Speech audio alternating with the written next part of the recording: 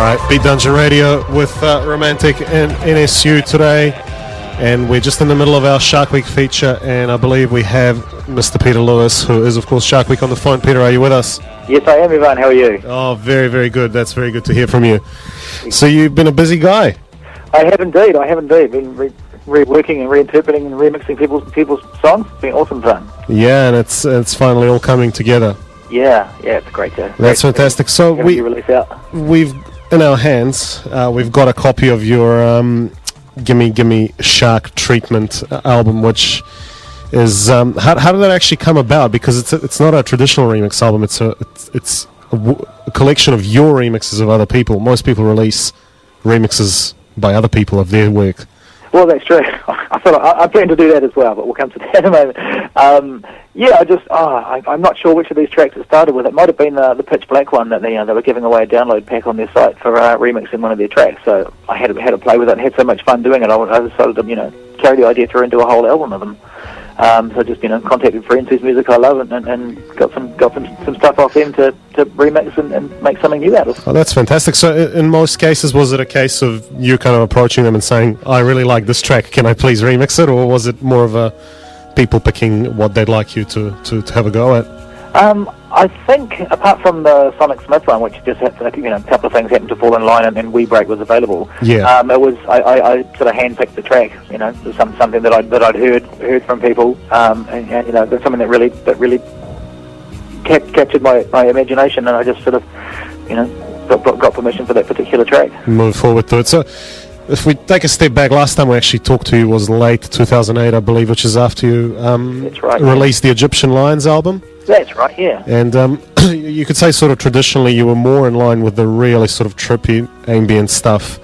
And on this album is the first time I'm really seeing more and more of, I guess, more rhythmical stuff, slightly faster paced. I mean, especially, I guess, that peaks with the Sonic Smith remix. Yeah, is this something you're looking at carrying forward in the future? Or?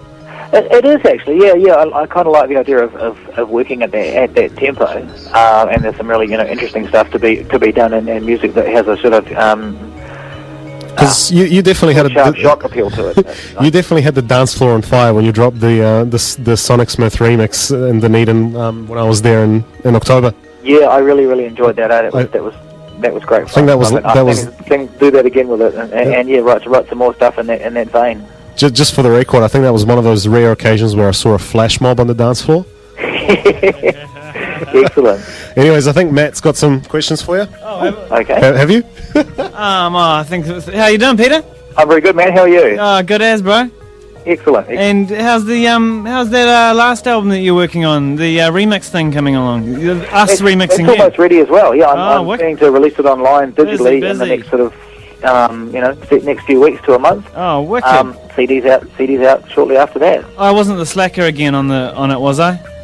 No, you weren't. No. As long as I wasn't the last. Who was last? Who was last? Oh, I'm trying to remember who was last, actually. Who's the wooden spooner? Actually, was it you, Peter? Because you happened to do a version yourself. Me. There you go. I was holding up my own project. Yeah, big fuel there. And so there'll be this is your artwork on the album again, is it? On the Gimme Gimme Shark Treatment. No, that's done by my friend Glenn.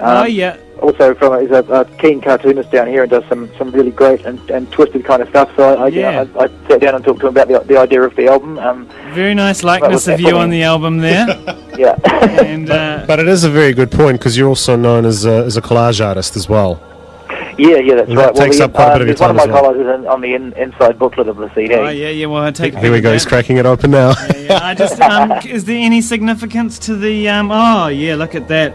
Very nice. Is there any significance to the ET illusion and the pool and the mansion there? Yeah, it's kind of like the idea of I don't know how well the metaphor carries through, but the idea of remixing someone's music is kind of like dropping a shark in their pool that changes. It's still a pool, but it's no longer the same pool that it once was. There's an interesting new angle about it. So that's what we're seeing depicted on the cover here. You dropping the shark in the pool. That's exactly it. He's dropped the shark on us. Hey Peter, just a question. So with the whole album, there's 7 tracks there, and I've mentioned the others before. Was there one particular track where you had most fun at, or where you feel that you've sort of most satisfied with on the album? Probably the 6-cycle one I laboured the most over, and I'm kind of really stoked with it. That is a very nice one, I have to say. I don't do like vocal proper, sung vocal, not sampled vocal tracks very often. Yeah. So it was really really cool to be able to sort of achieve something I probably wouldn't have done if it had been on my own track. So it was kind of That's cool. neat to turn that into something new. And so if we just swap back to the other remix album now, what's the name of that one going to be? Shark and Taties. Nice. Yeah. Do you have some kind of scheme behind the naming of these tunes? Because you've got some kind of, you've named them all different names from the originals. Just titles that kind of inspired me when I was when I was working on the remixes, really. The reinterpretation process. The Symbiote one called Strange Night of Stone. Yeah. The Magic Man uses a sample. It uses a sample from a movie called Strange Days, which of course is a Doors song. And Duncan and I were both big Doors fans, and that's Strange Night of Stone is a lyric from that Strange Days song. So you dig deep and you get all the references. Dig deep and all the references are there. That's right. Very, very nice. Exactly. And as I understand, you kind of begun work on your third LP, original LP, of course. Vaguely, yeah. I've kind of got some ideas and a track or two in mind. It's still still in the early stages at the moment, especially as I feel like I'm going through a little bit of a transformation from kind of ambient downbeat stuff to maybe something a little more up tempo and in your face. Cool. Okay. I'm still waiting to see where that evolution takes me. In whose face? Excuse me. What's that? Matt's just picking up on silly little stuff. Don't worry. Hey, finally, I think because we're going to be talking to your friend Rua later on, tell us a little bit about your involvement with Cartoon Beats. Cartoon Beats is Mick and Rua's label down here in, I should say Rua and Nick because I know who'll be listening, down here in Dunedin. And they asked me to remix Nick's track We Break, and also took one of mine, Small Firm Peppermints, and chopped and changed and made some crazy stuff out of that. Which is quite neat because I think Small Firm Peppermints the original is nothing like the style of either of them, so it was really right for reinterpretation. Yeah. And just as We Break wasn't my typical kind of thing. There's both a challenge and free reign that comes with remixing a track that's nothing like yours to start with. I guess it looks like a good sort of place for trying something different because their first release had Stray Theories on it, and it's the first time I really heard Stray Theories. It's sort of full on deep house break sort of thing, and it seemed to work out quite nicely. So I'd see it as a very good collaborative approach there. Yeah, it's an exciting thing to be part of. Well, we're going to drop your Hurts to We remix of Sonic Smith's We Break. That's kind of, I guess, the theme is going to be carried across into our chat with Rua later on.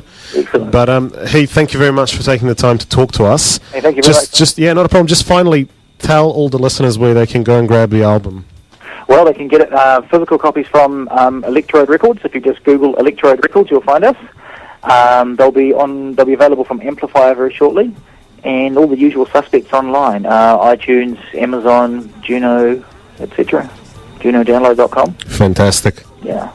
And of course, you've also got a Facebook account and all of that. I do, and sorry, yes, thank you for reminding me. Yes, I do. I have. You can find me on Facebook and MySpace as well. Nice, cool. Well, I think that's about it. Well, we're going to drop the. Oh, of course, I forgot to mention they can actually get a copy from us today because we're giving one away. Yes, that's right. They'll have to wait a little bit till we ask the question. Thank you so much, Peter. Look forward to hearing more of your work, of course, and that next album. Thank you very much, guys. Cool. Cheers. See ya. Catch ya.